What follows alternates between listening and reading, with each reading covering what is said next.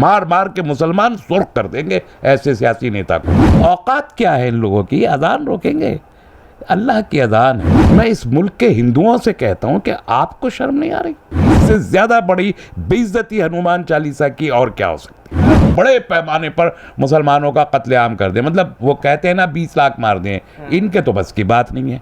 इनकी अम्मा ने दूध नहीं पिलाया इनको कि 20 लाख मार सकें। आपने देखा यति नरसिम्हा को, यानी अजीब गलीज सा इंसान है और अकेले सड़क पे चल नहीं सकता, 5 पुलिस वाले साथ में ले।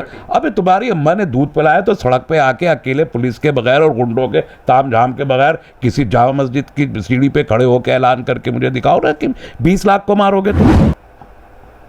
अकेले आओ, जामा मस्जिद की सीढ़ी पे खड़े होकर ऐलान करो कि 20 लाख मुसलमानों को मारोगे, और हिंदुओं से कहो कि जरा सारे हिंदू तलवार लेके चलना, 10 बच्चे पैदा करना, 20 बच्चे पैदा करना, वहाँ के ऐलान करो कि जरा आओ हम हमारे पास औरतें लाओ मुसलमानों के, हम वहाँ पे रेप करेंगे, करके दिखाओ जरा। क्या बहादुरी है? अपने मंदिर के खोल में घुस के 10 अनुयायियों को साथ बिठा के 5 हथियार साथ लेके 25 पुलिस वाले साथ लेके तब ऐलान करो, ये बहादुरी है? अब इससे बड़ा ज़नखापन और क्या हो सकता है? मरे तो बाइज्जत तरीके से मरे, हाथ जोड़ते हुए ना मरे, मुकाबला करते हुए मरे। मारने अगर कोई आए तो 10 को मार के मरे।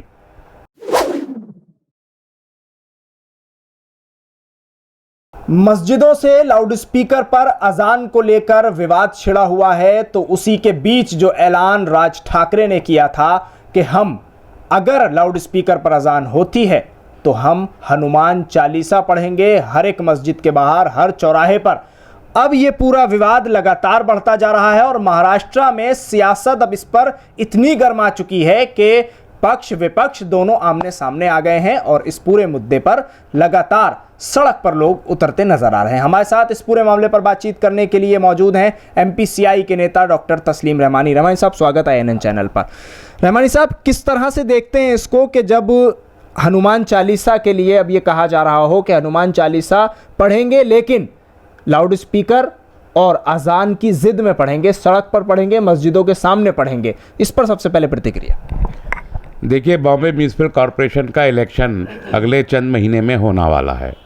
राज ठाकरे की पार्टी एमएन मनसा की कोई औकात वहाँ पे नहीं है। एक काउंसलर भी नहीं जीत पाए। वो एमएलए और एमपी तो दूर की बात है, बिल्कुल ही फुटावा पटाखा है वो। मैंने तो नेशनल चैनल पे भी कहा कि फुटे हुए पटाखे हैं। बीजेपी से शिवसेना अलग हो गई है तो बीजेपी भी अब वहाँ उसका दम निकल चुका है। कोई हैसियत बीजेपी की ज़्यादा रही नहीं है। बीएमसी में पहले भी वो कभी जीते नहीं और अब और। तो उनको ये फुटे हुए पटाखे में का जो होल है, इस होल के अंदर बीजेपी अपना बारूद भर रही है ताकि बीएमसी का इलेक्शन जीता जा सके। असल मुद्दा है ये, और उस मुद्दे का इस्तेमाल हो रहा है। हनुमान चालीसा हिंदू ग्रंथ का एक मुतबर्रक और मुक़द्दस हिस्सा है और उसकी यूं गलियों में खड़े होकर तजलील और बेइज्जती की जा रही है। मैं इस मुल्क के हिंदुओं से कहता हूं कि आपको शर्म नहीं आ रही कि आपके एक मजहबी एक जो किताब है उसका जो एक अहम तरीन हिस्सा है हनुमान चालीसा, उसे मनसे जैसे लोग और शिवसेना के और बीजेपी के लोग अपने इलेक्शन जीतने के लिए इस्तेमाल करेंगे। इससे ज़्यादा बड़ी बेइज्जती हनुमान चालीसा की और क्या हो सकती है? तो आप ही के लोगों के हाथों, आप ही के अंदर जो गुंडे मौजूद हैं, जो मवाली और बदमाश मौजूद हैं, वो बदमाश हनुमान चालीसा का पाठ करेंगे महज इलेक्शन जीतने के लिए और हिंदू समाज खामोश होकर बैठा रहेगा। कोई इलेक्शन जीतने वाला आके कहे कि साहब मैं तो अजान दे दे के इलेक्शन जीतूंगा, मार मार के मुसलमान सुर्ख कर देंगे ऐसे सियासी नेता को। और ये हिंदू कैसे अपने मज़हब को लेके इनके ही लोग इनकी बेइज्जती कर रहे हैं और इनके कान पे जू नहीं रेंग रही। कोई हनुमान चालीसा को और गायत्री मंत्र को कहते हैं कि अलम शरीफ के बराबर का वो है। कोई आदमी अगर ये कहे कि मैं इलेक्शन की रैली में अलम शरीफ पढ़ूंगा और तो मुसलमानों का गुस्सा देखने से ताल्लुक़ रखेगा। कोई मुसलमान कह के दिखा दे कि मैं साहब वो तिलावत के ज़रिए जो सड़क पे बैठ के तिलावत करना शुरू कर दूंगा, ऐसा कोई कहे ज़रा मुसलमान। नेता कितना मारेंगे मुसलमान उसको, चाहे मौलवी हो चाहे नेता कोई भी हो, मुसलमान नहीं बर्दाश्त करेगा। तो ये हिंदू भाई हमारे कैसे बर्दाश्त कर लेते हैं कि उनके गायत्री मंत्र को और उनके हनुमान चालीसा को सियासी रोटियां सेकने के लिए, तुच्छ राजनीति के लिए उसे इस्तेमाल किया जाए। मसला ना अजान का है, ना मसला किसी और चीज़ का है। आज देखिए एक प्रियंका चतुर्वेदी शिवसेना की हैं, वो एक वो दुर्रानी जो एमपी है अमरावती की, उसके घर के बाहर घेरा डाले बैठी हैं। कोई मातोश्री के बाहर घेरा डाले बैठा है, वहाँ पर हनुमान चालीसा पढ़ रहा है, कोई यहाँ पे पढ़ रहा है, कोई कह रहा है 3 तारीख के बाद पूरी बम्बई की। अरे भैया लाउड स्पीकर तो जो लो डेसिबल पे आने थे आ गए, बंद करने होंगे वो भी हो जाएंगे, कोई फ़र्क नहीं पड़ रहा। तो कोई दिक्कत नहीं है मुसलमानों को लाउड स्पीकर अगर बंद हो जाएंगे तो? नहीं, क्या क्या दिक्कत होनी है? कैसे हो गया आपकी अजान, फिर कैसे सुनेंगे लोग? अजान आज शुरू हुई है क्या? नहीं है, पहले से 1500 साल से अजान हो रही है। और अजान 24 घंटे का कोई लम्हा ऐसा नहीं होता जहां दुनिया में अजान 1 सेकंड के लिए भी रुकती हो। सारी इस कायनात में अल्लाह की ये अजान हर लम्हे गूंजती रहती है। इंडोनेशिया से अगर शुरू हो रही है तो वहाँ ख़त्म हो रही है, तो मलेशिया शुरू हो रही है, तो इंडिया शुरू हो रही है, तो पाकिस्तान शुरू हो रही है, तो ईरान शुरू हो रही है, तो अरब शुरू हो रही है, तो यूरोप शुरू हो रही है, तो अंटार्कटिका और तक 24 घंटे में कोई लम्हा नहीं होता कि अजान रुकती हो। अजान हर वक्त जारी रहती है, जैसे सूरज की गर्दिश जारी रहती है ऐसे अजान जारी रहती है। ये निज़ाम इलाही है। कौन बन से, और ये क्या औकात है, क्या औकात है राज ठाकरे की, किसी की भी, कोई भी खां हो, औकात क्या है इन लोगों की? अजान रोकेंगे? अल्लाह की अजान है, इनके ऊपर वो अजाब आ ही रहे ना। क्या क्या महाराष्ट्र की राजनीति में कोई औकात नहीं है। जो अजान रोकने की बात करते हैं, जो नमाज रोकने की बात करते हैं, जो मुसलमानों को प्रताड़ित करने की बात करते हैं, जो शरीयत के ऊपर हमले करते हैं, आप देखिए ज़्यादातर वो लोग हैं जो जिनकी अपनी कोई हैसियत नहीं है समाज के अंदर, और उस हैसियत को बनाने के लिए ये समझते हैं कि इस्लाम और मुसलमानों को जितनी ज़्यादा गाली दी जाएगी तो हिंदू हमारे करीब आएगा, तो हमको इक़्तिदार मिलेगा। सिर्फ ये एक रीज़न है। लेकिन अल्लाह ने कुरान हकीम उतारा है, अल्लाह ने कुरान में ख़ुद ये फरमाया कि हमने, हमारा ज़िक्र है, हमने उतारा है, हम हिफाजत करेंगे। नमाज अल्लाह के लिए पढ़ी जाती है, उसकी इबादत है, वो हिफाजत करेगा। अजान अल्लाह के लिए दी जाती है, नमाज को पुकारने के लिए, वो हिफाजत करेगा। शरीयत अल्लाह की है, हमारे लिए जिम्मेदारी है कि हमने अल्लाह से वादा किया है कि हम इसको पर अमल करेंगे, हम अमल करें, हिफाजत तो अल्लाह करेगा। और ये तबाब तो ये गली के लौंडे हैं, ये 5 साल 10 साल से ज़्यादा इनकी उम्र नहीं है, मैं बता रहा हूँ। 5-10 साल में ये कुत्ते की तरह दुम पीछे दबा के इस मुल्क के अंदर से भागते दिखाई देने वाले हैं। मुसलमान ये बात यकीन रखें, 700 साल के हुक्मरान 70 साल में जलील व ख़ार नहीं हो सकते। लेकिन ये भी तो चीज़ है ना यहाँ पर कि मुसलमानों को ये बात समझनी चाहिए। जो बात आप कह रहे हैं वो मुसलमानों तक पहुँचेगी INN चैनल के ज़रिए, लेकिन समझनी भी चाहिए कि यहाँ ये साबित करने की कोशिश की जा रही है कि यहाँ हमने अजान पर रोक लगा दी है, ना कि यहाँ लाउड स्पीकर पर। तो मुसलमानों को ये बताया जा रहा है कि देखो अजान को रोक दिया है, अजान की आवाज़ को रोक दिया है, तो इससे जज्बाती होगा मुसलमान और फिर तो मामला बिगड़ेगा ही बिगड़ेगा। मुसलमानों को जज्बाती करके सड़क पे लाने की कोशिश 40 साल से की जा रही है बीजेपी RSS की तरफ से, और नाकाम है, और आइंदा भी नाकाम रहेगी। वो ये चाहते हैं कि हम सड़क पे निकलें, इस किस्म के प्रोवोकेशंस के ज़रिए, छोटे छोटे प्रोवोकेशंस के ज़रिए सड़क पे निकलें, आजिज़ आके, परेशान होके, तंग आकर, ज़िद होके हम बाहर निकले, हमारी पिटाई शुरू करें, और फिर इल्ज़ाम आए और फिर पुलिस और फौज आए और बड़े पैमाने पर मुसलमानों का कत्लेआम कर दें। मतलब वो कहते हैं ना 20 लाख मार दें, इनके तो बस की बात नहीं है। इनकी अम्मा ने दूध नहीं पिलाया इनको कि 20 लाख मार सकें, चाहे वो यति नरसिम्हारंद हो। यानी आपने देखा यति नरसिम्हारंद को?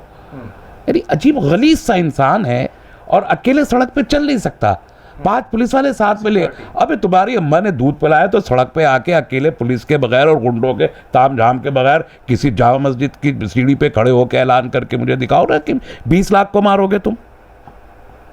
अकेले आओ, जामा मस्जिद की सीढ़ी पे खड़े होकर ऐलान करो कि 20 लाख मुसलमानों को मारोगे, और हिंदुओं से कहो कि ज़रा सारे हिंदू तलवार लेके चलना, 10 बच्चे पैदा करना, 20 बच्चे पैदा करना, वहाँ के ऐलान करो कि ज़रा आओ, हम हमारे पास औरतें लाओ मुसलमानों के, हम वहाँ पे रेप करेंगे, करके दिखाओ ज़रा। क्या बहादुरी है। अपने मंदिर के खोल में घुस के 10 अनुयायियों को साथ बिठा के 5 हथियार साथ लेके 25 पुलिस वाले साथ लेके तब ऐलान करो, ये बहादुरी है? अब इससे बड़ा ज़नख़ापन और क्या हो सकता है? हुकूमत जिसके हाथ में है, हुकूमत कस्टोडियन है 140 करोड़ भारत के लोगों की। अगर उसके ऊपर ख़तरे का कोई घंटी बजती है और इस किस्म के एंटी सोशल लोग उनके ऊपर कोई एक्शन लेने का ऐलान करते हैं, तो हुकूमत की ज़िम्मेदारी है कि उस इम्कान को ख़ारिज करे। हुकूमत बोले, वज़ीर आज़म बोलें, वज़ीर दाखिला बोलें कि बयान गलत है और इस बयान की हम मजम्मत करते हैं और इन लोगों को हम सज़ा देंगे। कि हुकूमत में एक लफ्ज़ 10 मार्च के बाद से ये प्रोवोकेशन चल रहा है, 1.25 महीना हो गया, किसी जानिब से इवन आरएसएस के चीफ ने कह दिया कि डंडे के जोर पे अखंड भारत और हिंदू राष्ट्र बनाएंगे, खुले लफ्ज़ों में कह दिया मोहन भागवत ने, लेकिन हुकूमत की तरफ से कोई कार्य। तब फिर सवाल खड़ा होता है, तब फिर ये सोचना पड़ता है क्या वाकई इस मुल्क में मुसलमान ख़तरे में है? और अगर ख़तरे में है तो बहुत सीधा सा उसका इलाज है। मुल्क तो हमारा है, हमारा हमारे बाप का है। कोई माई का लाल में ताकत नहीं है कि 1 इंच हमको यहाँ से हटा के दिखा दे। कोई सवाल नहीं पैदा होता इसका, यकीनी तौर पर नहीं होता। कब्रें बनेंगी यहाँ हमारी और ताजमहल बनेंगे यहाँ हमारे, निकाला नहीं जा सकता। हुकूमत भी भूल जाए ये बात कि वो मुसलमानों को निकाल देगी, सिटीजनशिप ख़त्म कर देगी, फलाना ढिमाका, और यती जैसे लोग भी भूल जाए, ये तो भूल जाए। लेकिन बस मुसलमानों को ख्याल रखना चाहिए कि अगर ये नापाक अज़ाइम हैं और उसको कोई हुकूमत की सरपरस्ती भी अगर हासिल है तो वो अपनी हिफाजत के लिए हाथ जोड़ के कोई ना मरे। मरना मौत का सबका एक दिन मुकर्रर है, हमारा यही ईमान है। हमें मरना है, कब मरना, किस हालत में मरना, ये अल्लाह ने तय कर रखा है। तो हमको मरना तो है, और अगर नहीं मरना है, ये तय नहीं हुआ, अभी वक्त नहीं आया है, तो 1 लाख का मजबा और फौज आ जाए, कोई नहीं मार सकता। ये ईमान का हिस्सा है हमारे। मरें तो बाइज्जत तरीके से मरें, हाथ जोड़ते हुए ना मरें, मुकाबला करते हुए मरें।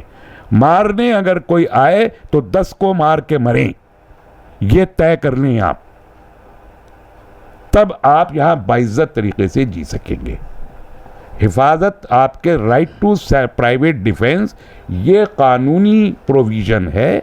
आपके घर पे अगर कोई चढ़ के आ जाता है मारने के लिए, सड़क पे पकड़ के आपको कोई मार रहा है, तो आप अपना दिफा करने का पूरा इख्तियार कानूनन और अखलाकन रखते हैं।